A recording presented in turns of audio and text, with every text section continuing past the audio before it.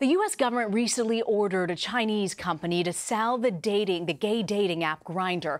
The popular app is filled with sensitive data about its users. Officials at the Committee on Foreign Investment in the United States reportedly believe that the information could pose a threat to national security.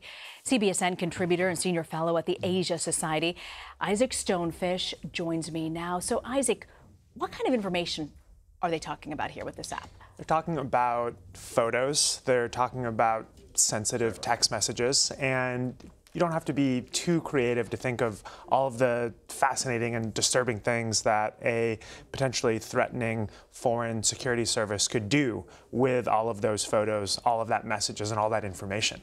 So the government agency that ordered the sale has really been relatively quiet for most of its history, right? But now it's focusing more on foreign investment from China. What's the concern here?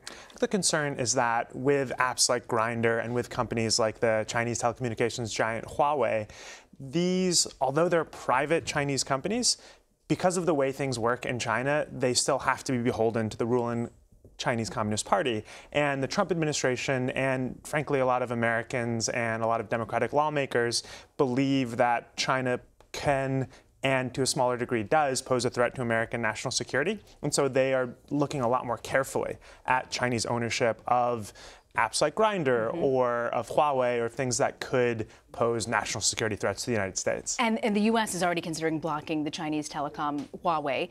What are the similarities, and are there any, between Huawei and Grindr? So there are some fascinating similarities between Huawei and Grindr. So both companies are private.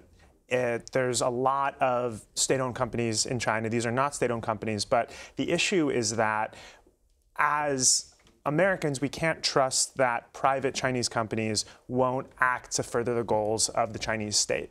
It's just the way things work in China. It's a country that is controlled by the party, and the founder of Grindr, the founder of the company that owns Grindr, and the founder of the company of the person who, the founder and the one of the top guys in Huawei, they need to listen to what the party says, because that's the way things work out there. Yeah, it's not really as private as we consider here, separation between church and state. Exactly. So if you're on Grindr, how concerned should you really be?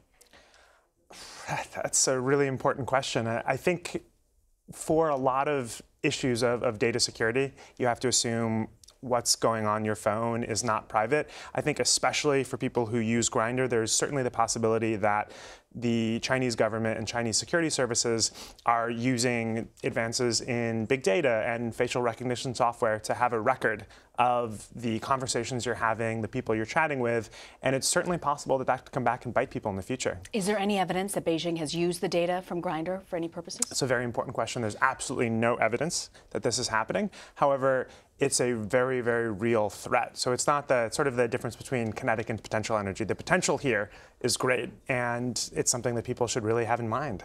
Isaac Stonefish, thank you for joining us. Thank you.